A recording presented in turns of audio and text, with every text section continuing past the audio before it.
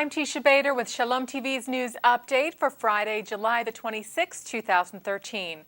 French news agency AFP reports that Hezbollah's military wing transferred about $100,000 to the two suspects named yesterday involved in the bus bombing in Bulgaria last July that killed 5 Israelis and their Bulgarian bus driver.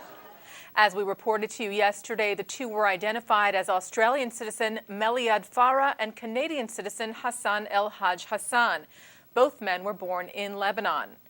AFP cited Canadian Daily 24 Hours as reporting that the money was allegedly wired to the suspects' bank accounts in Australia and Canada, respectively, to help fund the attack in Burgas and for further international intelligence operations.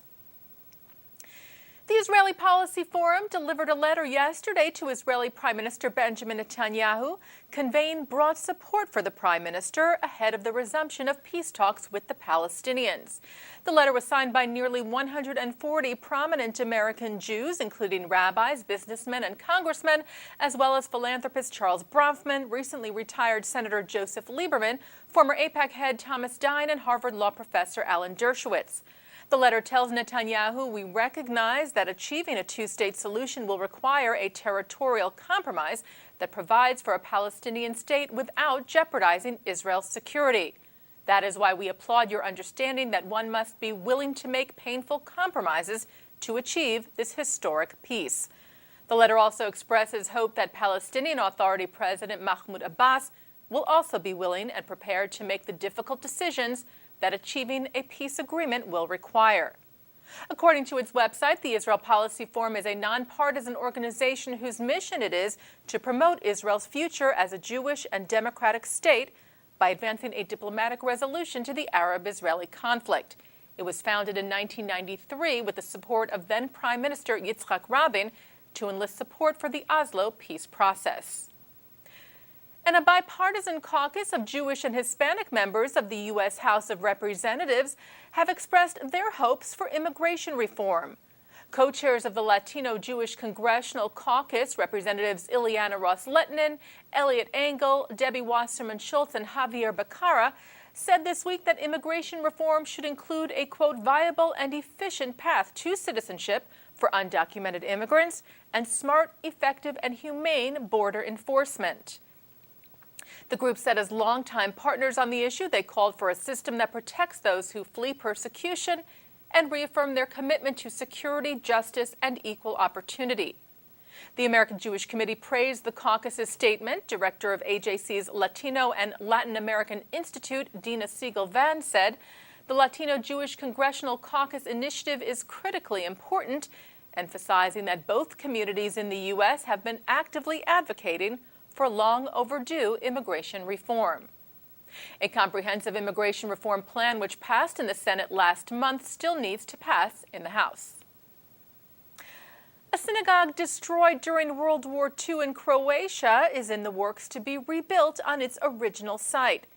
The Jewish community of Zagreb released a statement saying they were conducting examinations of the Prague Street synagogue site in order to rebuild.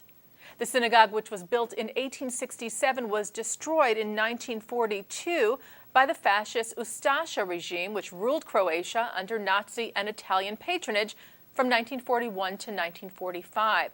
According to Zagreb-based Jewish nonprofit Beit Israel, Nazis and their collaborators murdered about 9,000 Jewish men, women, and children in the city during the Holocaust. Less than 3,000 survived, 800 of them emigrated to Israel in 1948, and only about 509 Jews remain in all of Croatia today. And finally, TV star Dr. Mehmet Oz will be making his first trip to Israel next week. He is being accompanied and hosted by popular rabbi and author Shmuley Boteach and This World, the Jewish Values Network. We would really love to have you in Israel. Is that a possibility, Mehmet and Lisa? Yes. Thank you. Wait. Oh, you didn't catch that. Mehmet Oz just said, "If Shmuley takes me, I will go."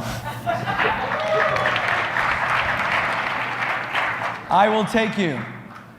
Through the sponsorship of business magnate Sheldon Adelson, Boteach invited Oz and his family on a journey of Jewish values through the Holy Land, which will include stops at the Western Wall, Yad Vashem, the Israel Museum, the Dead Sea, the Tomb of the Patriarchs in Hebron, and a meeting with Israeli Prime Minister Benjamin Netanyahu.